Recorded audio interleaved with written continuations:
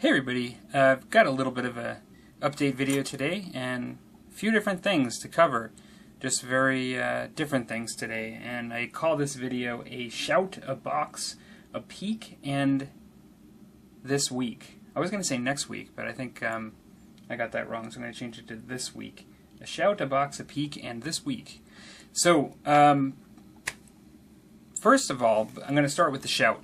And many of you may know if you actually read through the comments. I know some folks read through comments and some just leave comments and don't read them, but a longtime commenter and sort of a regular attendee of the Musty Wargamers, as well as on the videos here, is Dan Buman. And so some of you may recognize his comments, and through encouragement, just because I chat with him as well as Rusty and other folks with him quite a bit, I have encouraged him as well as others to start showing stuff on YouTube, just because he's into a lot of the same stuff that a lot of us are into. And yeah, I just sort of said, hey, you know, since you're working on this, that he's talking about it, you know, you should throw it up there on YouTube. And so over time, he has, you know, kind of decided to start putting up videos. And so he's pretty low on his subscriber count because he's just started. And so I wanted to encourage folks to go over to his channel. Now, Dan actually, I would say similar to Rusty and I on the Musty Wargamers, he's both into historical as well as some non-historical or fictional content.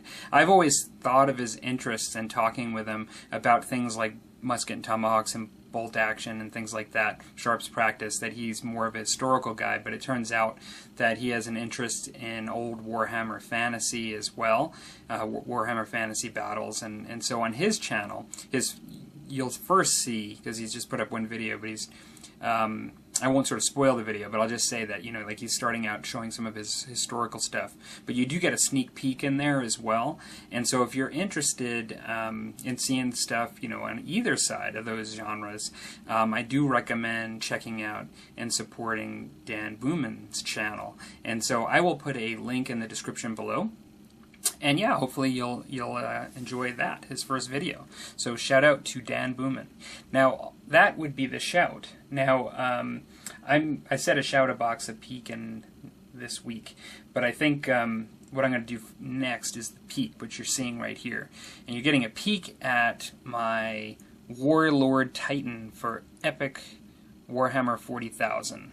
And so this is the 6mm game, and you know, this is clearly not 6mm because these are things that tower over cities.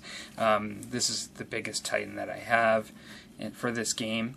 I'm starting to paint up my Legio Crucius. They happen to have a home world. I couldn't tell you off the top of my head where it's at. I looked it up, but it happens to be pretty close to the Dark Angel Space Marines. That's why I'm using these guys. Today I did a little bit of masking. I've not done this in a while. Pulled out the old airbrush. Literally old airbrush at this point. And I have done a little bit of detailing, done a little bit of highlighting of some of the panels, some of the all the straight lines, and some of the, you know, I just did some highlighting in there, some of the grays on the black. And I really like this color scheme. It's really different than anything I've ever done before. I think it looks kind of cool, like having the color broken up like that. And so I think what I'm going to do now is I'm going to do an oil wash next, and I'm probably going to do a little bit of weathering powders around the feet and the legs, as if it's sort of some dust is coming up, and then do a little bit of flock and terrain effects on the base, and then I think I'm done. So the oil wash will be the next thing. But I'm really quite pleased how that's come out. I think it'll be really easy to do a similar look for these warhounds that have a very similar type of look. I think this guy, I'm going to do the same thing, but because the Reavers, particularly the old metal ones that I have like here, are a bit more rounded, instead of focusing on angles, I think I'm going to do the black and white just a little bit differently on this style here.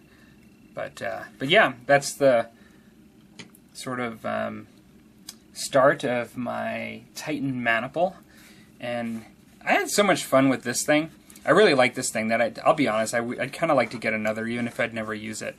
I'd really like at one point to do another one of these. I don't know if it'll be for this army or something else in the future, but I just really enjoy this. I really like this model, and so yeah. So that is the Peak.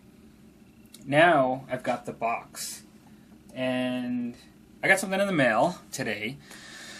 I'm really happy. It was sort of like I'm off for a little bit, so I might be doing a little bit more on the channel. I might actually do a little bit more on the channel over the holidays. I know it's supposed to be opposite, but I'm going to have some free time and I'm home for the holidays. And so I might actually be throwing up some videos over the holidays. But Canada Post, for those of you that are Canadian or do business in Canada, you'll know that there was a strike.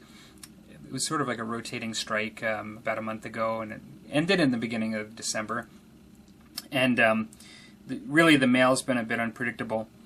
And so I ordered something in November, and I've been kind of waiting for it for a while, and I was starting to get a bit nervous.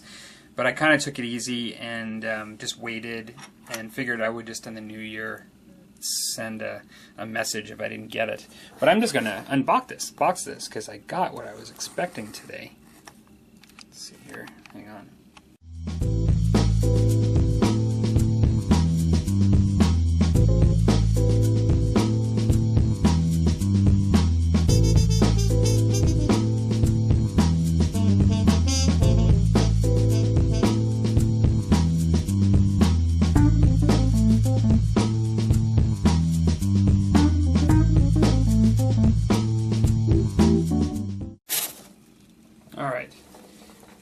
Alright, I'm moving away from getting the box out of the way to show what's in here. Got two things. Some of you may have guessed what this is, just based on the sheer timing, but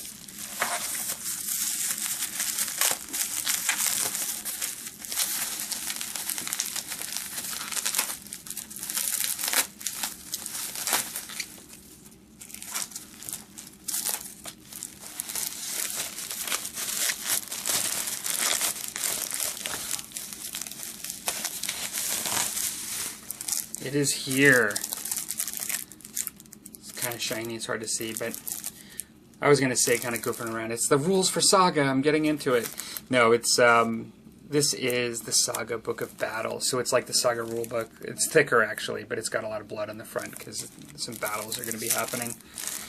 I'm really happy to get this because I've got games of Saga in the works coming up. I will do a very specific look at this, give my thoughts on it.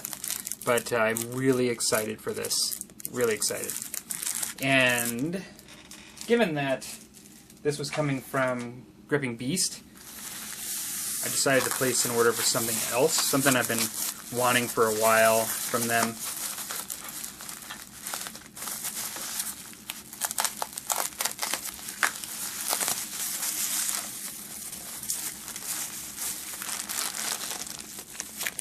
Well, going to be hard to go through all of this, but this is the baggage cart scenario. So you get essentially, you get some civilians that I already have, because I have a group of civilians that have not painted yet for Gripping Beasts. They're like peasants, but you also get sort of like the donkey with the cart, and like it's like a couple of carts and like some vegetables and some I think some treasure, or like not treasure, like just valuables, like, and things like, you know, that you can use for baggage train type scenarios where they have like a sort of like a train of stuff coming through that would be valuable. Pretty hefty kind of thing here. It's probably mostly the cart, I'm guessing, this solid piece of metal here. I thought about printing some stuff just to proxy, but you know, I thought, you know, I've been printing a lot, and I like metal miniatures, and I just thought I'm just going to pick this one up and just paint it up. And so that's what I did. Kind of nice. They give you some, looks like Renidra style bases for all of them, because there's going to be 3 pieces essentially to make this train. So yeah, pretty nice. So that is the box, and the last thing is this week. And so this week we will have another Musty Wargamers. It will be Thursday on this channel, Heresy Productions. And we have an interesting topic for those of you that might be interested. I wanted to have another thought-provoking topic and episode, and it's going to basically be with the prevalence of tabletop and miniature-style games leaning towards, and the overabundance of board games and skirmish-style games with a handful of miniatures versus the traditional large armies and tabletop battles of yore. How has that affected the hobby, both on a hobbying level, literally the artistic hobbying part, the part of hobby time, the part on gaming with your friends, and technology, just in the fact that there's so much available and now, and much of it is easy to get into, and there's so much variety. How is it affecting the tabletop gaming world? How does it affect it as a whole? How does it affect it for you as an individual in the way you play games with your friends and the games that you can get into? How easy it is to get a game?